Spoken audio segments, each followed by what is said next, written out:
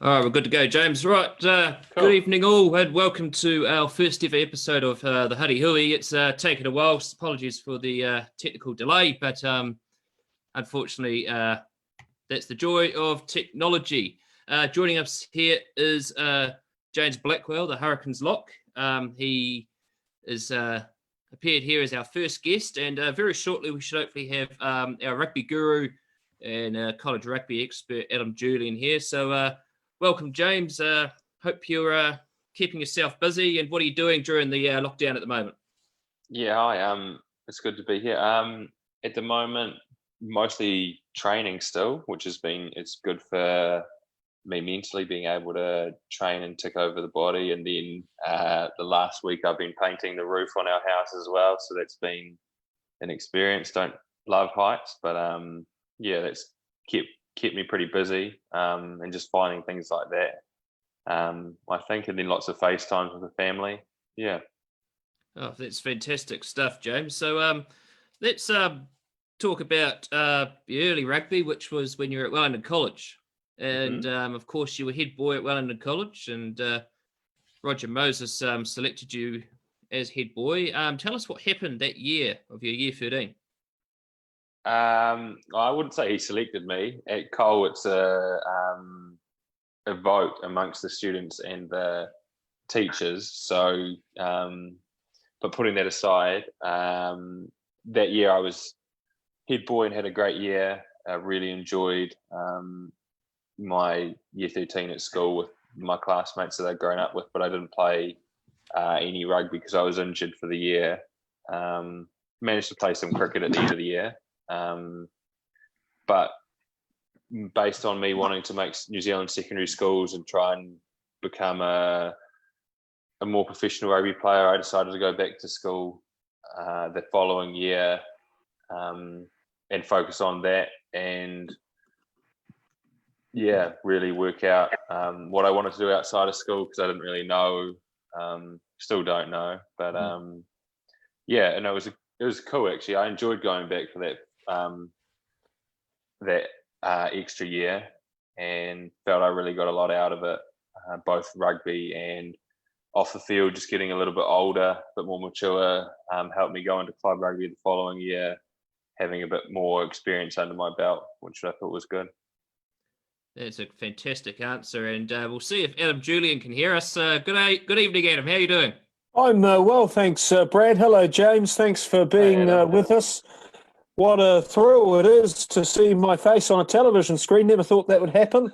Always been one that preferred radio. How's the lockdown treating you, James? And at what capacity can you train at? It's treating me reasonably well, as good as the next person. Struggle a bit for motivation time to time, but the capacity of our training is pretty good. We're able to do lots of road running and conditioning sessions, which I've kind of been enjoying getting into a little bit. And then in my garage just before the lockdown, managed to get a barbell and a couple of plates to put on it from a local friend. So that's getting me through it. It's not quite the facilities that we have, but it's better than nothing. So I'm pretty grateful to have that. Have you watched one of those Les Mills videos? No, I haven't. No, I have been watching quite a few people with their workout videos online, though, like Daniel Kirkpatrick, who I used to play with up in Auckland's got some good ones. And then, a few others. Duke's one of the boys in the team is putting a few up. So there's certainly lots of workout videos out there. Brad was talking about your time at Wellington College. Tell me about Roger Moses and the influence that he had on your life, because he was such a colossal figure at Wellington College, recently retired, influenced so many young men. Yeah, I think in terms of his day-to-day influence, you don't really recognise it until you get a little bit older in the school. But one of the things that I always found was really cool was that, and part of the reason I think why he ended up having to go into retirement is that he spent such a great deal of his energy on any given Saturday from 8 o'clock in the morning till 4 o'clock in the afternoon watching any number of team and any number of sport. I mean, it's pretty well known that he did have a personal passion for rugby, but in saying that, that didn't mean he supported any of the other sports any less. Like he'd be at the turf watching the Year 9 football team or the under 55s rugby teams and things like that. And I think as a student, seeing your headmaster as interested in your efforts as that is pretty cool, which is partly why I think he wanted to spend a bit more time with his own grandkids rather than having to have all the 1,600 or 1,700 kids that he was so invested in. But yeah, no, I found him incredibly good and just supportive and encouraging and pursuing and helping the boys pursue whatever they wanted to, which I thought was cool. So, James, let's ask about your being selected for the Wellington Lions and the Hurricanes. What's the experience like when you have been selected for quite a well-known professional outfits that they are, the Lions and the Hurricanes? What were those early years like, and who are some of the key figures that looked after you in those early years? I don't know. I feel like I still have only just got out of my early years, to be honest. But it's interesting seeing younger and younger boys come in, and then you suddenly realise that actually I'm not the new one anymore, or in the new group of people. I would say my first year of the Lions, Jeremy Thrush was playing, which was pretty cool. Someone who, whilst I was going through college, had got his caps for the All Blacks and been pretty influential for the Hurricanes. So it was cool being able to learn off him, and the likes. I mean, then there were other boys who I kind of transitioned into playing with at the Hurricanes, like Brad Shields and Jeff Tuamunga Allen and Reg Goods, who also played for Wellington, who were there for the Wellington stuff, and really took the younger boys under their wing and made it pretty easy to transition into. But as a group, I just found it really cool being able to, and almost you're in awe a little bit of, once you've come from college, these are the players you've been watching play professionally, and all of a sudden you're in their environment, but they're actually just normal dudes as well, which I think is a cool realization to have. So that was my experience. How has your role in both the Wellington Lions and the Hurricanes in the line-out evolved, and who do you prefer to lift you? I have absolutely no preference on who lifts me, and I never even think about it, to be honest. The way we train and the way we're coached means that there's very little difference between lifters and things like that, which I think all teams should be aiming for. And then my experience with the line-out is, in one of my previous years, I'd been injured for a period where I had the opportunity to look at, whilst I wasn't training, to look at the opposition line-outs and have run them against the starting 23 with the group of players that I had. That must have been 3 years ago now.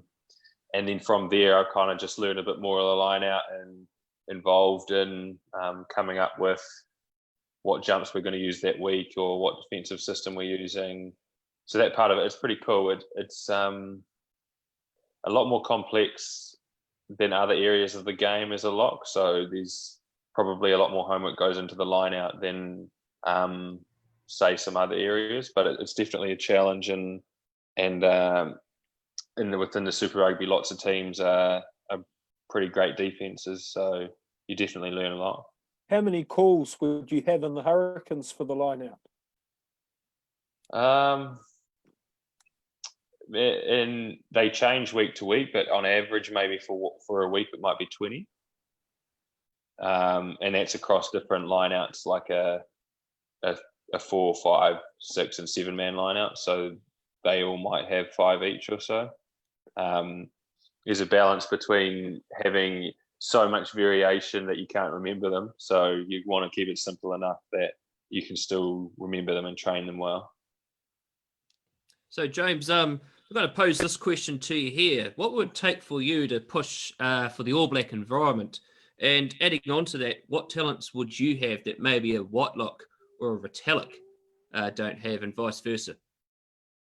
I mean, for me, just being in this Super Rugby environment and getting lots more game time last year and playing against both the people you mentioned, I've kind of I suppose I explain it in that the step that you take up, before you take the step, you kind of, or at least for me, I was a little bit apprehensive around whether I thought I was good enough,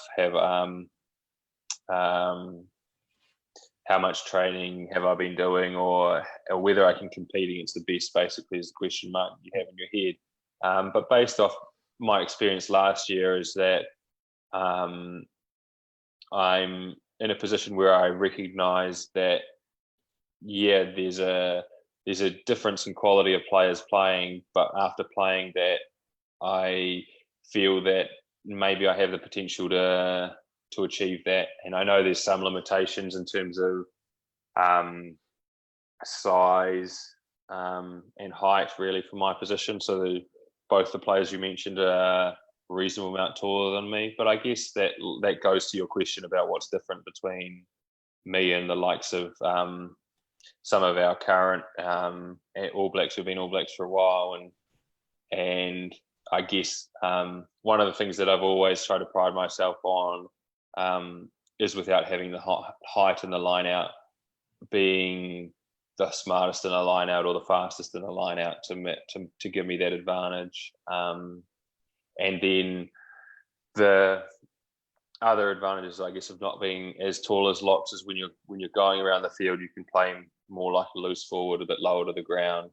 And I definitely wouldn't say I'm there yet, but I'm starting to continue to grow and work on and learn how in a high performance environment you can get better. And I haven't put any limitations on how far I can go. So that would be one of the steps that I want to take. With the Hurricanes season, James, such a miserable start against the Stormers, how do you explain the rapid improvement, and what impact did the change of coaches have in the off-season before Cape Town, and what impact is it having now? Well, I would say that the impact that the change in coaches had was about as minimal as it could possibly be for a team that lost their coach over the Christmas break.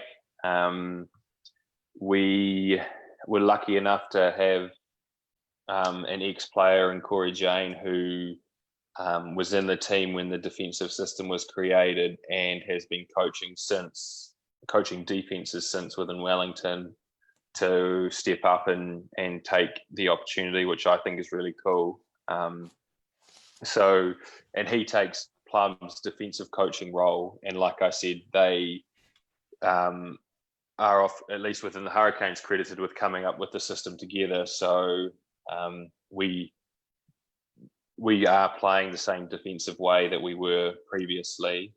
And then Alfie, Jason Holland, stepping up to head coach. It's I think a great opportunity. He's really well liked within the group.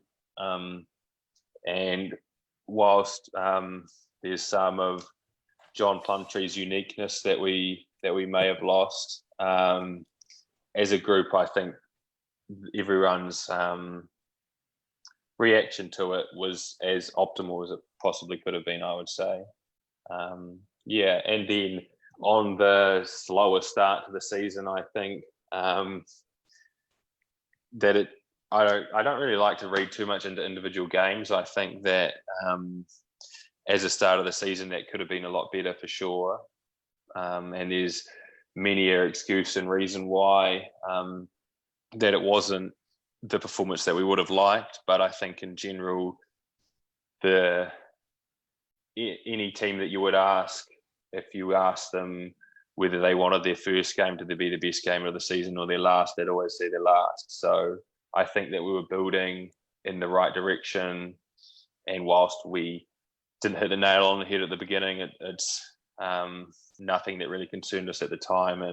And we've seen some growth through our 6 games.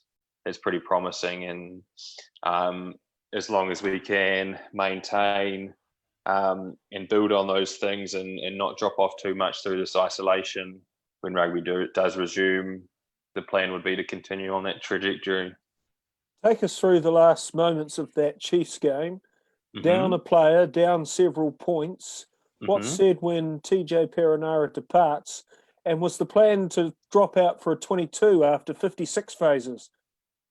I think you could say it was probably 15-man telepathy. I think that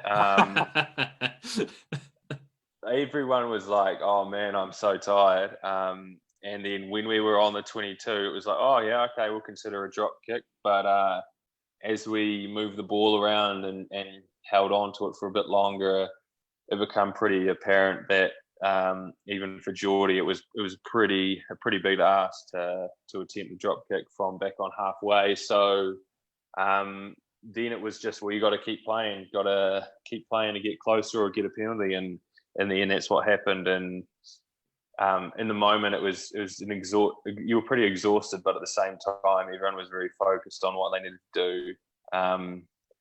And then the elation at the end is those are the sort of games that you definitely remember, and when you put in all that effort and you come out on top.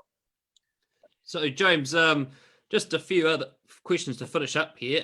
What do you envisage rugby to look like after the lockdown, and when do you presume it could possibly restart? And also, you don't actually have, as you said, you aren't a great social media user, so you have some pretty sort of traditional hobbies when you're at home.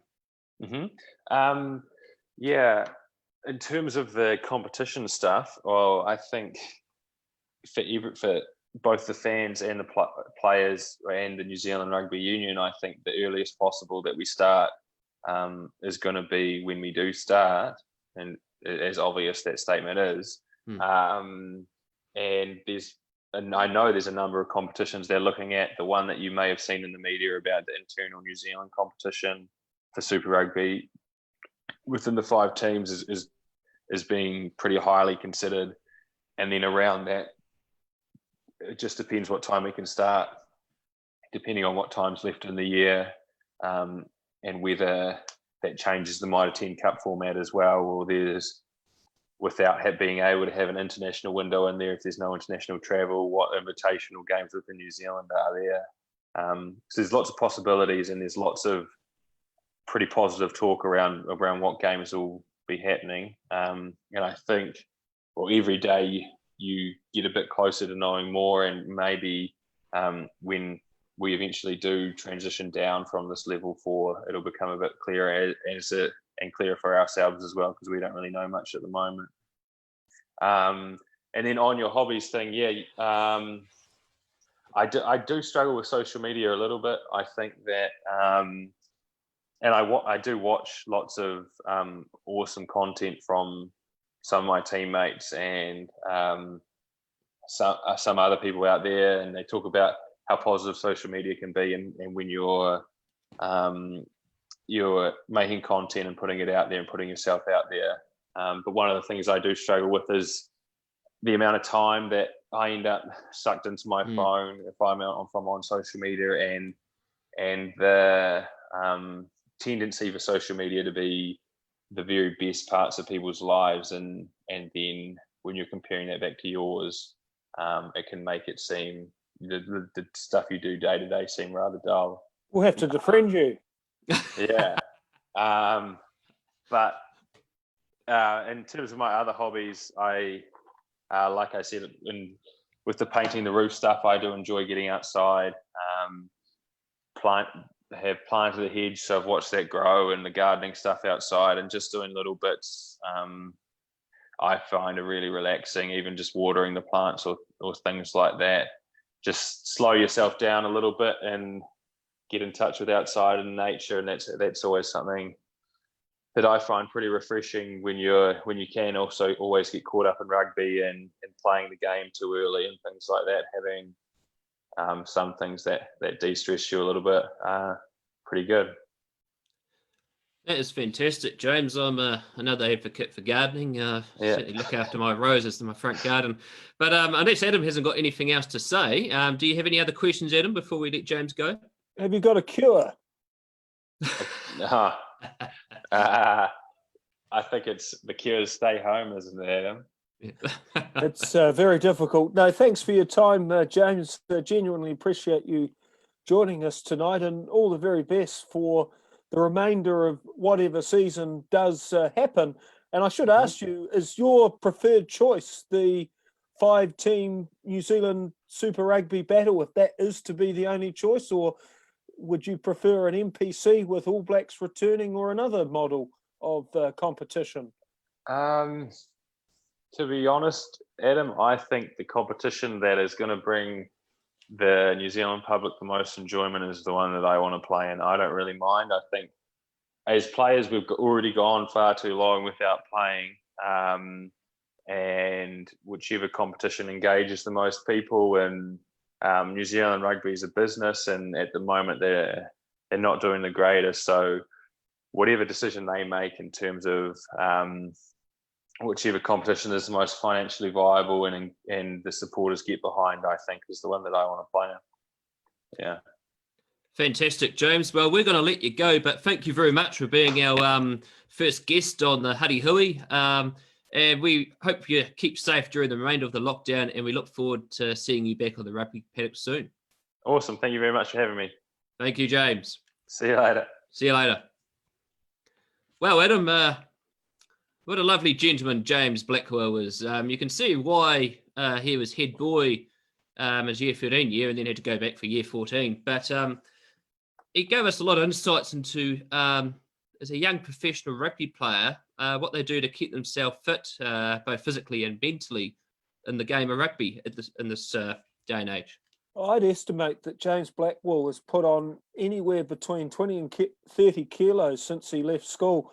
I recall watching him at Wellington College. He was the captain of the first 15 for 2 years in a row, and he was a tough, smart and resourceful player. There was a story that Greg Sharland, the coach, told me about James. He dislocated his finger quite seriously at practice, and instead of departing for the hospital, he calmly put the finger back into place and resumed training to the astonishment of his teammates.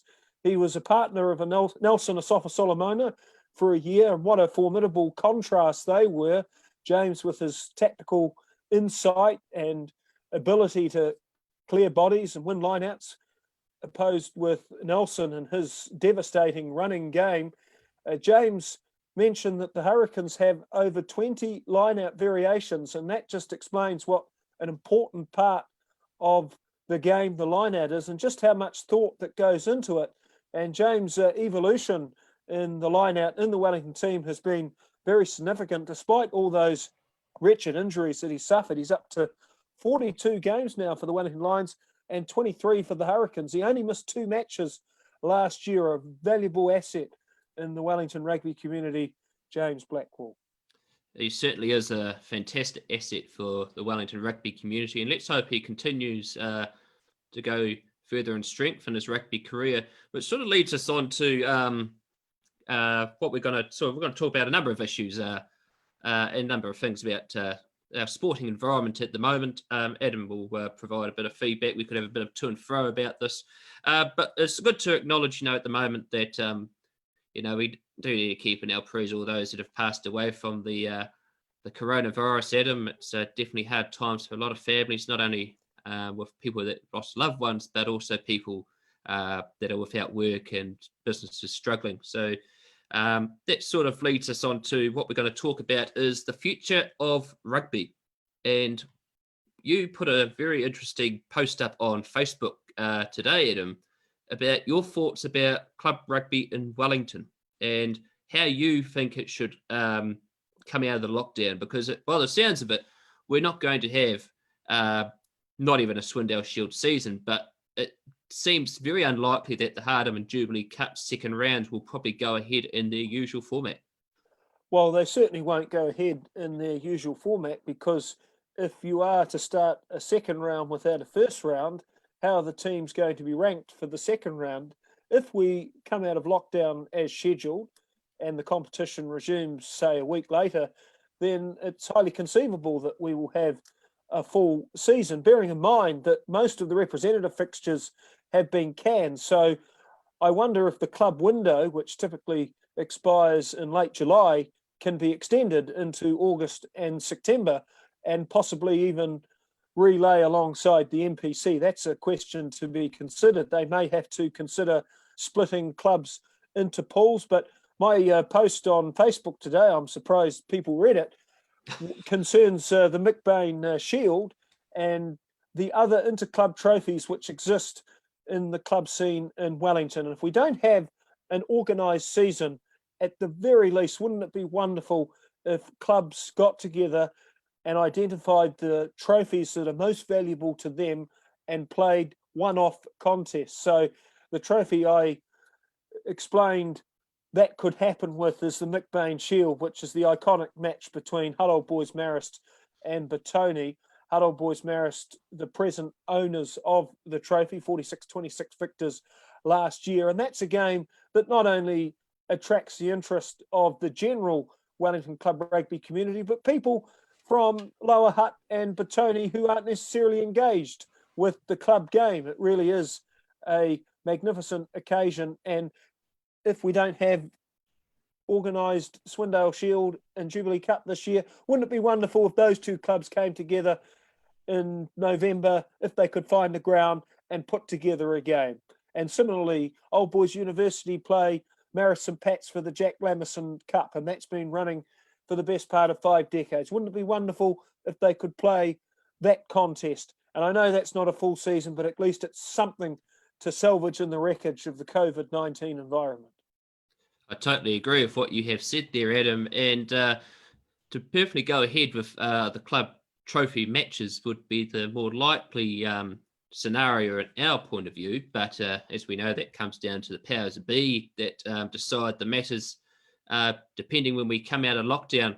But leads us on to sort of when we look at other grades across the country. There was the National Under 85 KG tournament that was announced by New Zealand Rugby this year.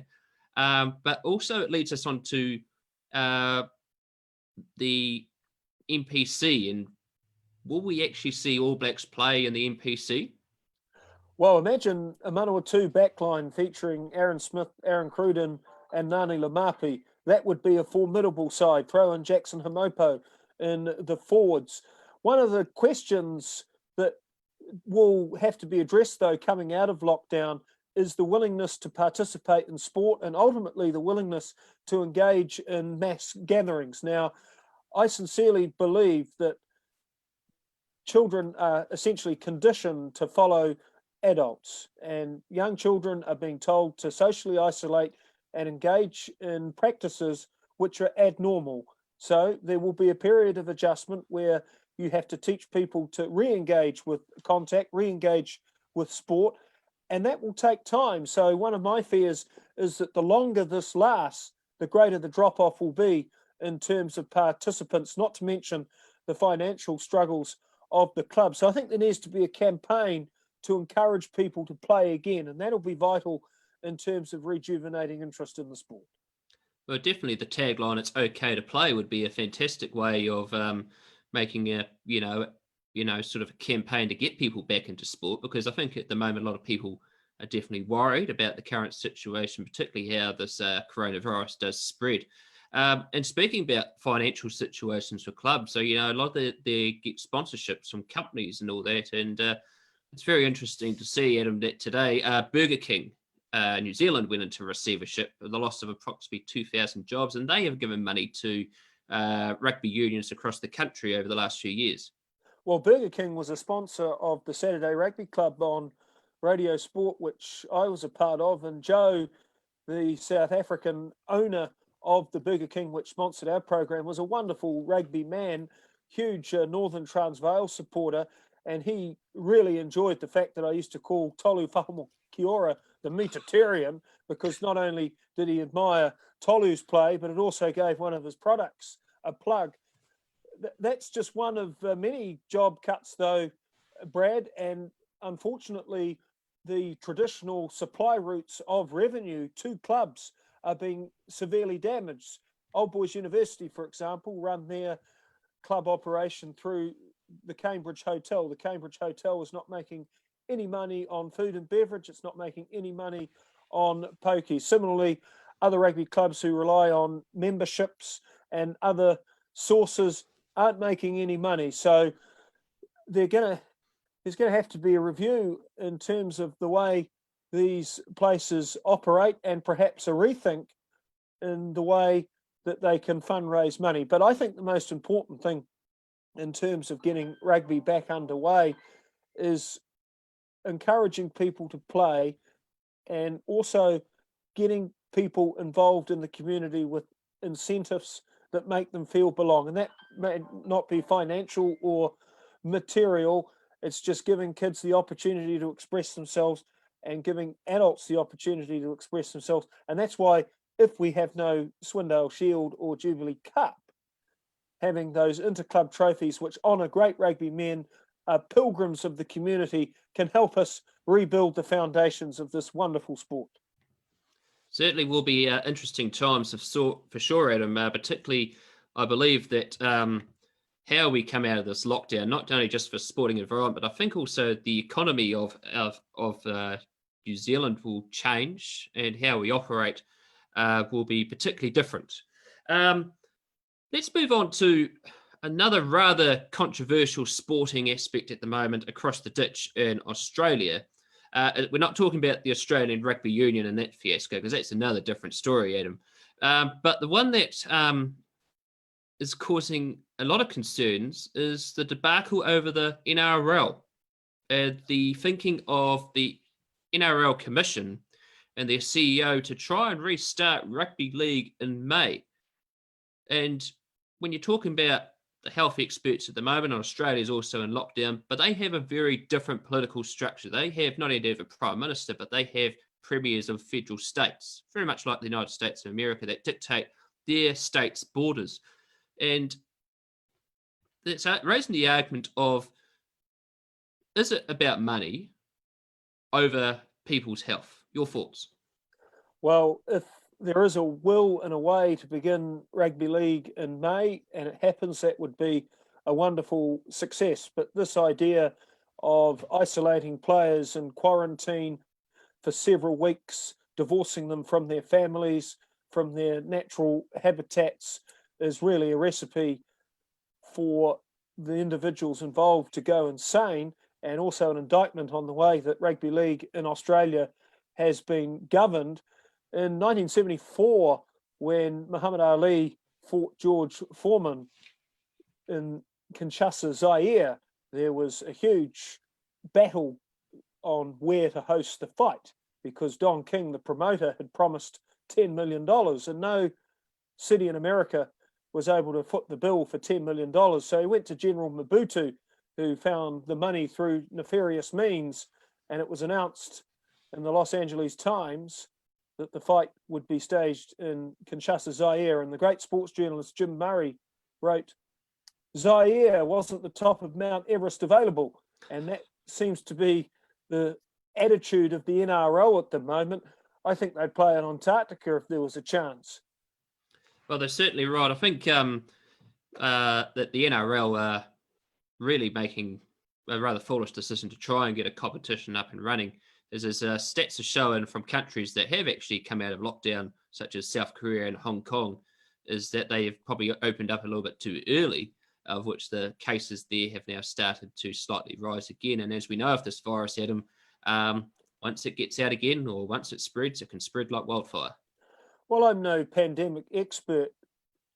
I think perhaps the lockdown will not end, in the sense that there will still be restrictions around where you can go, what you can do, and healthy practices have to be encouraged. But we can't let this disease keep us in cotton wool forever. There is a time and point where we're going to have to go back into the world and embrace what was good about the world previously. But the NRL approach seems highly irrational and highly desperate from an outfit which is in such bad management and financial state that the broadcaster Channel 9 is essentially refusing to back them. And what a wonderful thing rugby league has been for Channel 9 over the years. So for Channel 9 to come out and basically disown the NRL is an extraordinary admission from the broadcaster that the governance of Australian Rugby League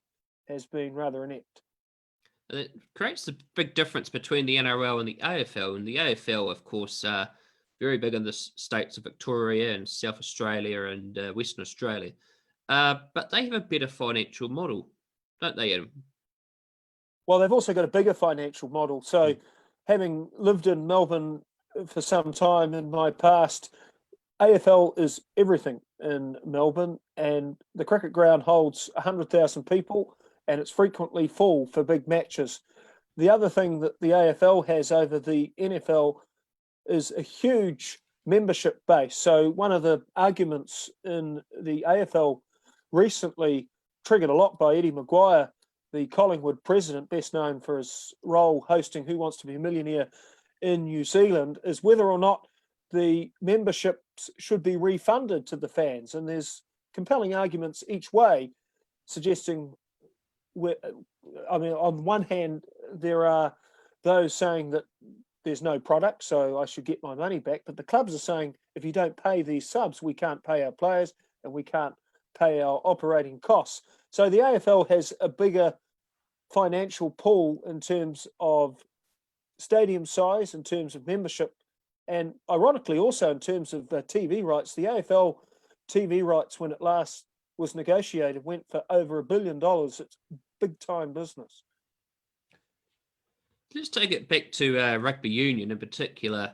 James was talking about whatever competition that comes about once the lockdown ends. He's just more looking likely to get out there and playing.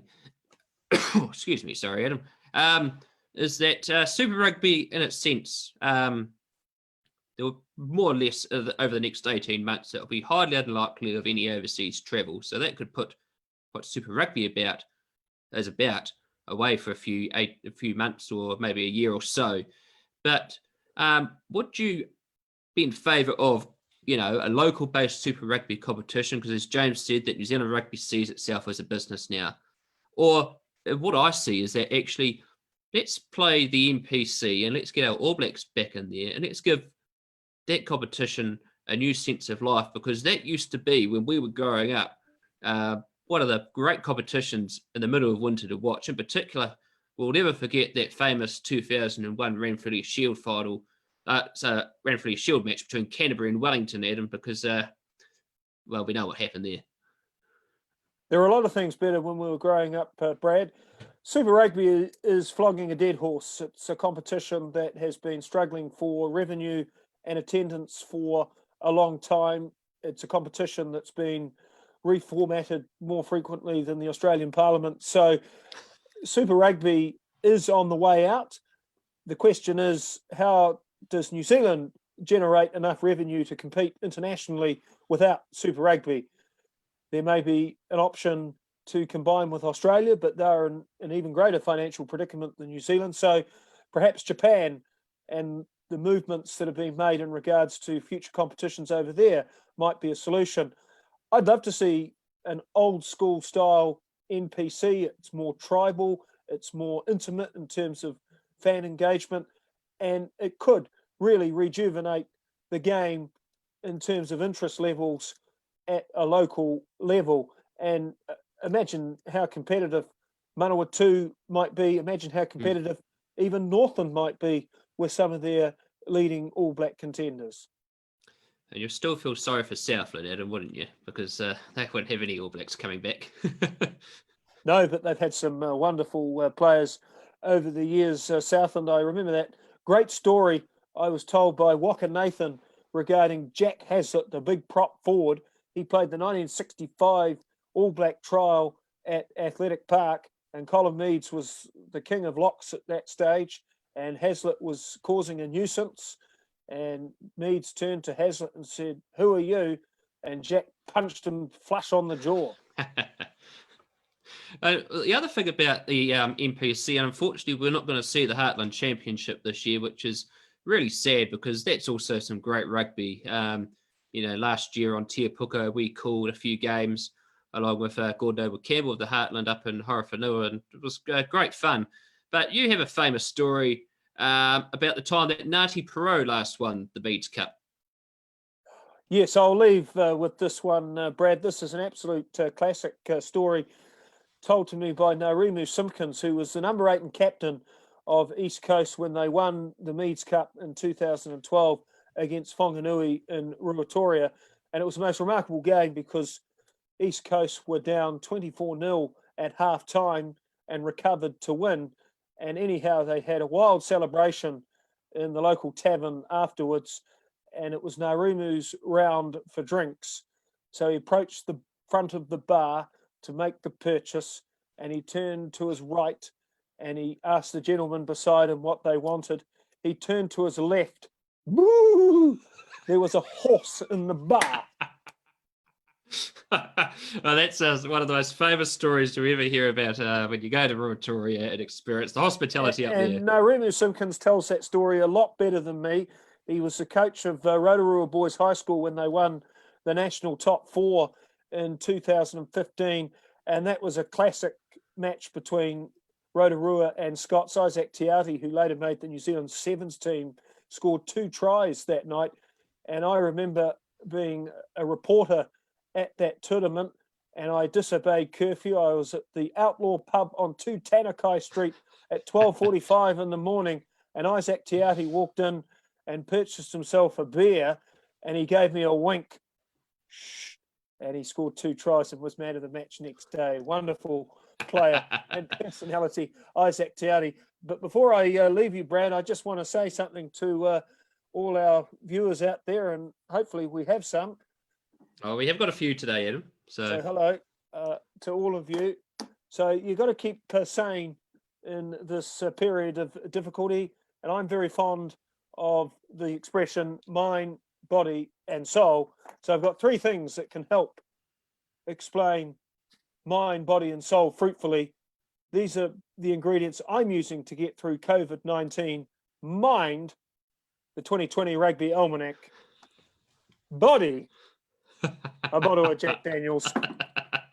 And soul, Otis Redding, the Soul Manifesto. Thanks for having me. Well, thank you very much, Adam, and thank you for your amazing knowledge about rugby history, etc. But just before you go, Adam, I've just got one more thing to ask you, if you don't mind. Right. I want us to. It'll cost you overtime. Well, probably a bottle of Jack Daniels. Let's think about.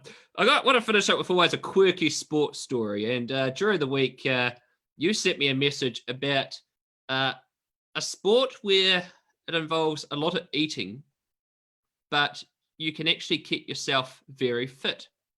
Could you tell us briefly about that? Oh, right. Sure. In the United States of America, there is a very serious competition called the MLE, which is Major League Eating. And there are a whole series of events, such as stuffing hot dogs, stuffing jalapenos, stuffing ice cream, stuffing whatever you can shovel into your mouth, which are owned by this outfit, Major League Eating. And it became a sensation in 2001 when a Japanese man by the name of Kobayashi turned up to Nathan's hot dog eating contest on Coney Island in New York. Every 4th of July, which is Independence Day, they've had a hot dog eating contest on Coney Island in New York. And the record before Kobayashi entered was about 30 hot dogs in 12 minutes. Well, Kobayashi ate 50 hot dogs in 12 minutes. He traversed the 4-minute mile in hot dog eating. And he became a major international celebrity because not only did he have this extraordinary prowess for eating, but he had a six-pack because he was training his body to consume vast amounts of food. So Kobayashi became the undisputed king of Major League eating. And then in typical American fashion, he fell out with the owners of Major League eating, and he runs his own competitions now. And Joey Chestnut is now the king of eating. Now, Joey Chestnut is a lean, mean eating machine.